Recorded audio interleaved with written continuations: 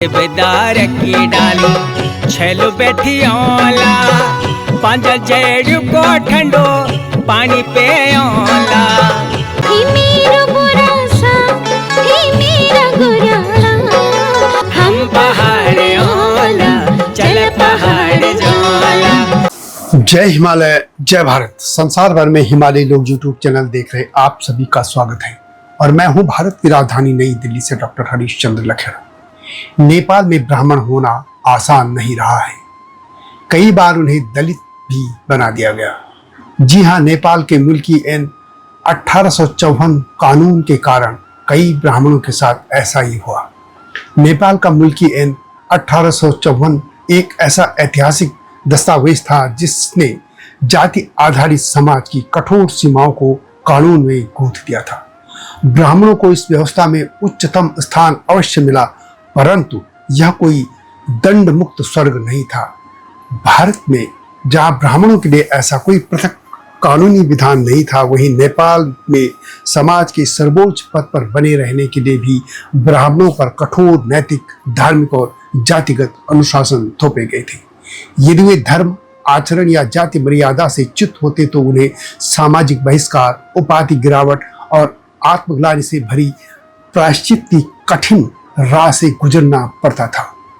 उनके लिए शारीरिक दंड नहीं पर आत्मिक दंड था, जो कहीं अधिक मार्मिक, अपमानजनक और समाज में गिरावट लाने वाला था।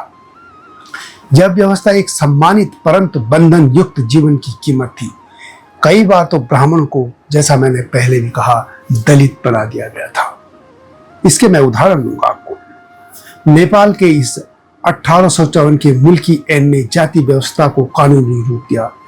इस कानून के तहत यदि कोई ब्राह्मण धार्मिक या सामाजिक मर्यादा का उल्लंघन करता था, जैसे तब के निम्न वर्ग के लोगों के साथ भोजन करना, निषिद्ध मांस खाना या विधर्मी स्त्री से संबंध बनाना था, तो उसे जातिच्युत कर दिया जाता था।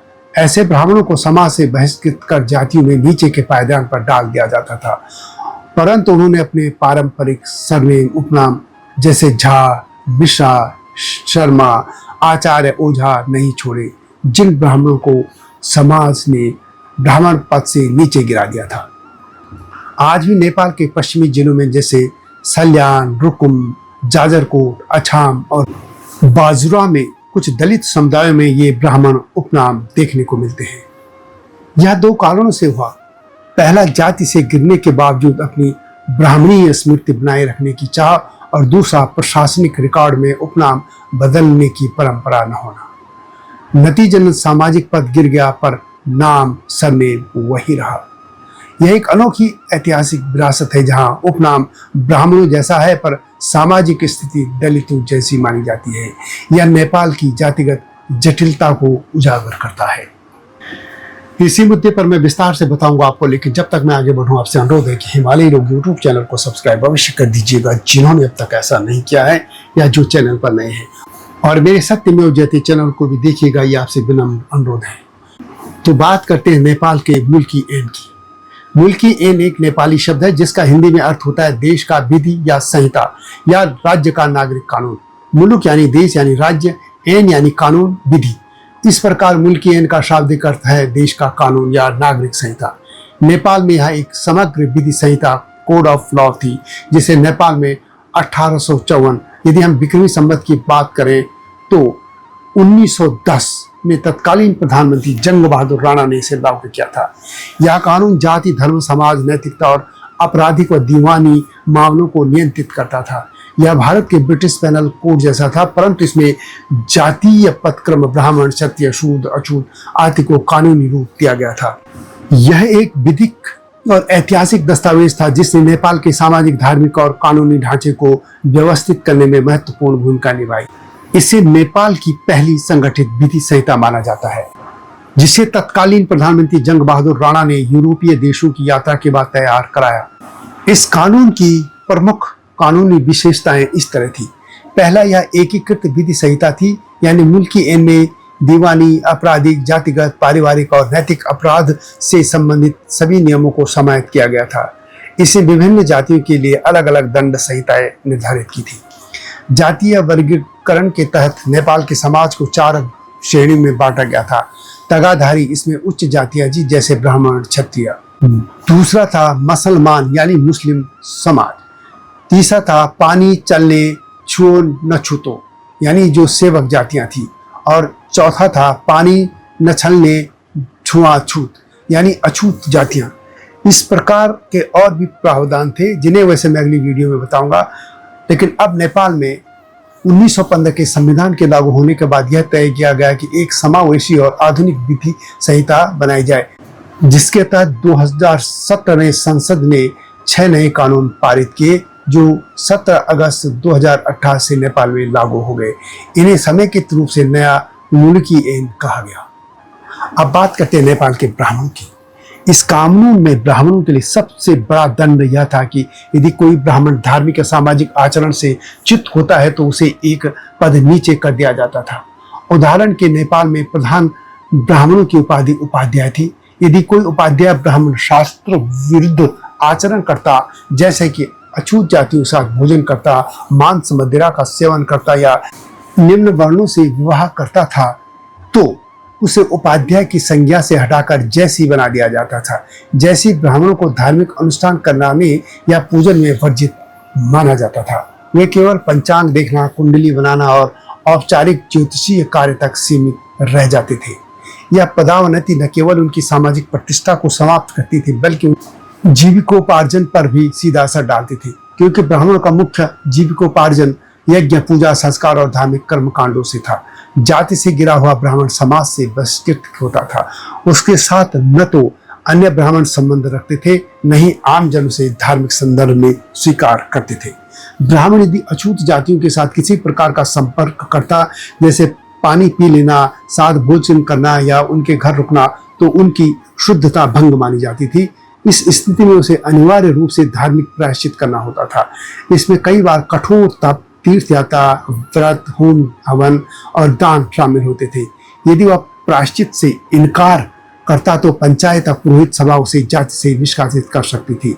कुछ मामलों में उसे सामाजिक रूप से शुद्ध तुल्य मान लिया जाता था, हालांकि वह तागाधारी बना रहता था। ब्राह्मणों के लिए विवाह नियम भी कठोर थे। यदि ब्राह्मण पुरुष ने शूद्र या अछूत जाति की स्त्री से विवाह किया तो उसकी संतान को पूर्ण ब्राह्मण नहीं माना जाता था। ऐसे संतान को धार्मिक अधिकार नहीं दिए जाते थे और उन्हें परिवार की संपत्ति में भी सीमित हिस्सा मिलता था। इस दंडात्मक प्रणाली का उद्देश्य ब्राह्मणों की जातीय शुद्धता को बनाए रखना था। यदि ब्राह्मण स्त्री ने अन्य वर्ण या जाति के पुरुष से विवाह किया तो उसकी सामाजिक और धार्मिक हैसियत तुरंत समाप्त हो जाती थी। उसे अपवित्र और जातिच्युत माना जाता था और उसे ब्राह्मण जाति में पुनः प्रवेश कठिन हो जाता था। मुल्की ऐन में ब्राह्मणों के लिए कुछ ऐसे धार्मिक अपराध निर्धारित किए गए थे जिनमें उन्हें दंड भोगना होता था। जैसे कि यदि कोई ब्राह्मण वेद पाठ में त्रुटि करता, यज्ञ में अशुद्ध सामग्री का प्रयोग करता या किसी की मृत्यु के बाद श्राद्ध न करता तो उसे सार्वजनिक आलोचना, धनदंड या धार्मिक बहिष्कार का सामना करना पड़ सकता था। ये सजाएं शारीरिक न होकर सामाजिक और धार्मिक बहिष्कार की होती थी। ऐसा उस समय की सामाजिक संरचना में यह दंड भी जीवन को कठोर बना देता था। ब्राह्मणों को संपत्ति और सामाजिक विशेषाधिकार तो मिले थे, परंतु यदि वे अपने धर्म से च्युत होते थे तो सब विशेष अधिकार समाप्त हो जाते थे। जाति से गिराए गए ब्राह्मणों को गूठी भूमि जो धार्मिक प्रयोजन के लिए कर युक्त मुक्त दी जाती थी उससे बेदखल किया जाता था। उसकी संतानों को भी उत्तराधिकार से वंचित किया जा सकता था। इसके अलावा यदि ऐसा ब्राह्मण पुरोहित या शिक्षक पद पर कार्यरत होता था तो उसे तुरंत पद से हटाया जाता था और समाज में अपवित्र घोषित कर दिया जाता था। कुछ अपराधों में ब्राह्मणों को सामान्य नागरिकों से भी अधिक गंभीर परिणाम भुगतने पड़ते थे। उदाहरण के लिए यदि कोई ब्राह्मण चोरी करता या व्यभिचार करता तो उसे सामान्य चोरों की तरह जेल में नहीं डाला जाता था, बल्कि उसकी प्रतिष्ठा गिराने के लिए सार्वजनिक रूप से उसकी जातिगत स्थिति को कम कर दिया जाता था या उसे आजीवन सामाजिक तिरस्कार का पात्र बना देता था। इसके अतिरिक्त ब्राह्मण यदि मल्लेच्छ या मल्लेच्छ देशों की यात्रा कर लेता, जैसे भारत से बाहर जाया करता था, तो लौटने पर उसे समाज में पुनः स्थान पाने के लिए कठोर प्रायश्चित करना होता था। यदि वह ऐसा न कर पाए तो उसे जातिच्युत कर दिया जाता था। यात्रा से लौटे ब्राह्मण की परीक्षा स्थानीय पुरोहित या पंचायत सभा करती थी, तभी उसे समाज में पुनः स्थान मिलता था। ब्राह्मणों को धार्मिक सत्ता का केंद्र माना जाता था। इस कारण उनसे नैतिक और धार्मिक शुद्धता की अपेक्षा और भी अधिक थी। उनकी किसी भी त्रुटि को संपूर्ण ब्राह्मण समाज की मर्यादा का हनन समझा जाता था। इससे ब्राह्मणों पर सामाजिक दबाव अत्यधिक था कि वे अपने आचरण से एकदम शुद्ध रहें। यह नैतिक दबाव इतना था कि ब्राह्मण यदि किसी अपराध में पकड़े जाते तो वे आत्महत्या करना उचित समझते थे, बजाय इसके कि वे सामाजिक अपमान सहें। वास्तव में मुल्की ऐन के अंतर्गत ब्राह्मणों को तागाधारी की श्रेणी में सर्वोच्च स्थान मिला था, लेकिन वह स्थान अस्थायी नहीं था। यह स्थान तभी तक था जब तक वे धार्मिक, सामाजिक और जातिगत मर्यादाओं का पालन करते थे। जैसे ही वे इस आचार संहिता से च्युत होते तो उन्हें एक वर्ग नीचे जैसे बना दिया जाता था। यह सामाजिक और धार्मिक पदावनति इस कानून की सबसे बड़ी सजा मानी जाती थी। अन्य जातियों के लिए यह गिरावट भले ही उतनी बड़ी न हो, लेकिन ब्राह्मणों के लिए यह सामाजिक मृत्यु समान थी। इस प्रकार मुल्की ऐन में ब्राह्मणों को विशेषाधिकार के साथ साथ कड़ी नैतिक और धार्मिक जिम्मेदारी भी दी गई थी। वे समाज में ऊंचे पायदान पर थे, स्थान पर थे, लेकिन यह स्थान निष्ठा, संयम और शुद्धता पर आधारित था। जैसे ये मूल तत्व भंग होते, वे विशेषाधिकार खो बैठते और एक सामाजिक गिरावट के शिकार हो जाते थे। इसलिए यह कहना उचित है कि नेपाल के जातीय विधिक ढांचे में ब्राह्मणों को सर्वोच्चता के साथ साथ नियंत्रण और दंड का भी सामना करना पड़ता था। इसलिए साफ कह रहा हूं कि ब्राह्मण बने रहना आसान नहीं था नेपाल में। और इसी तरह के स्वघोषित नैतिकता के मानदंड संपूर्ण भारत के ब्राह्मणों ने अपने लिए भी बनाए थे। यह वीडियो कैसी लगी कमेंट में अवश्य लिखें। जल्दी आऊंगा नई गाथा के साथ, तब तक जय हिमालय, जय भारत। हिमालय पे पेड़ हो तो गीत गाएंगी नदियाँ, गीत गाएंगी नदियाँ। पेड़ों पे चिड़िया है तो गीत गाएंगी नदियाँ, पेड़ों पे चिड़िया है तो गीत गाएंगी नदियाँ। माँ की लोरी जैसे होते हैं नदियों के गीत।